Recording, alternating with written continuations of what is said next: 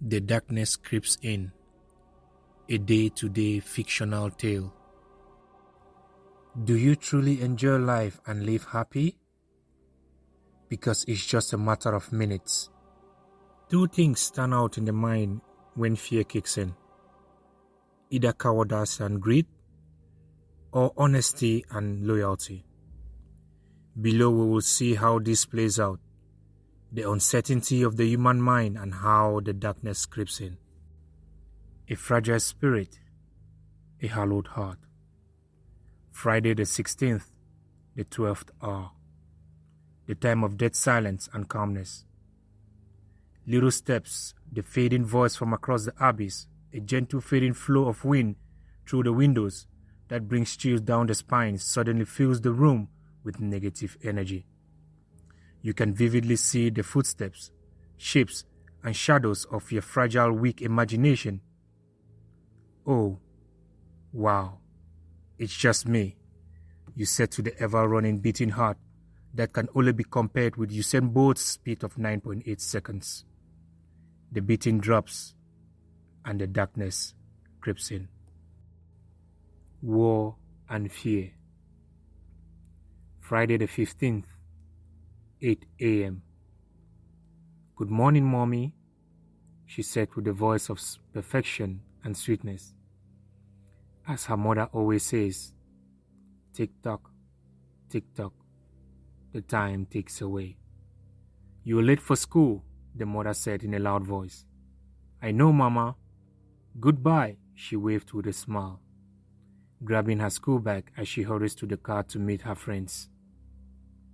Good morning, Mommy Lydia, her mother's best friend, Ariana greeted, smiled at her two best friends in the backseat as she hops into the car. Little did they know that Dad was waiting 10 minutes down the road. Good morning, Madam, said a police officer as they arrived at a police checkpoint. Morning, officer, Miss Lydia replied. You have to settle police checkpoint with $5, he said. Oh, sorry, I don't give bribe, she replied politely and kicked off her car. Without warning shots, the officer opened fire through the front windscreen, narrowly missing Miss Lydia and hitting Ariana, the 5-year-old that just said goodbye to Mommy 10 minutes ago. And the darkness creeps in. Hatred and deceit. Friday the 14th, 4:15 p.m. I love you, baby, Madame Rose said to her beloved husband. She grabbed her bag and farm tools and headed out for the plantation like she routinely does every Friday evening. 1 hour later, a neighbor comes running in. Sir, your wife just hung herself in the plantation. Why? The entire neighborhood wondered in shock and confusion.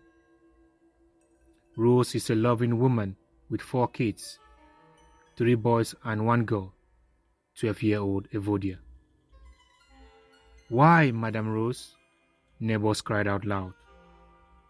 Upon investigation, the police and the neighbors realized that Madame Rose's husband has been having sexual intercourse with their daughter since the age of 5.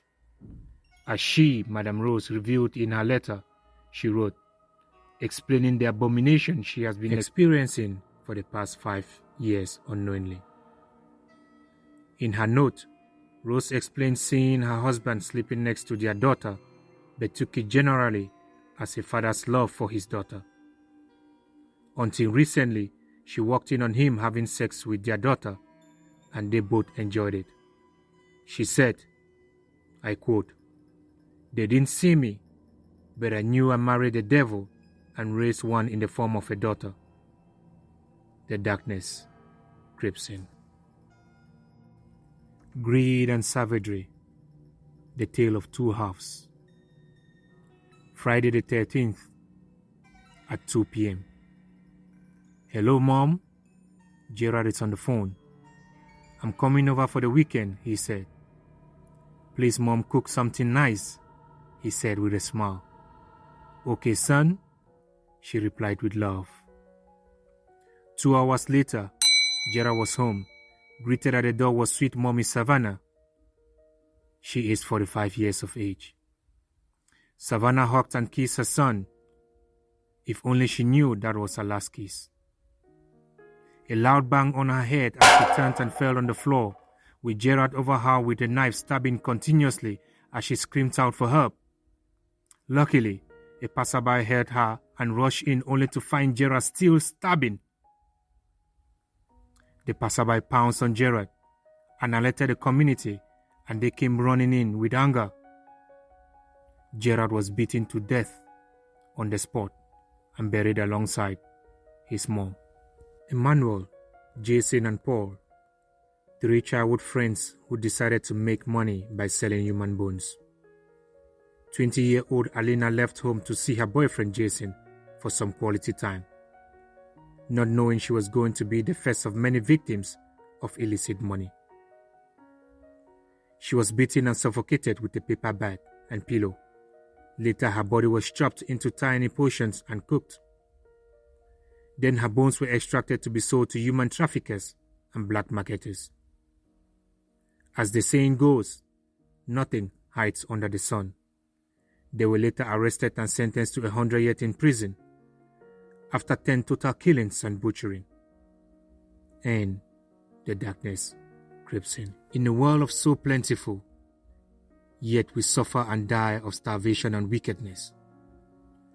A time of fairness seems so far away, and we wallow in greed and despair. The giant does not pity the little man below. The demon feeds on the blood of the weak. The beast feasts on the fear of the innocent, and the maggot feeds on the dead carcasses. When will we as a human race seek the divine protection of a higher power? For it is when we seek that we will receive, and when we ask that we are going to get answers, or when we knock that the door of blessings and ever-flowing progress will be opened. A wise man once said, "If you say you are a great and wealthy man, then show me your mother, and I will tell you if you are great."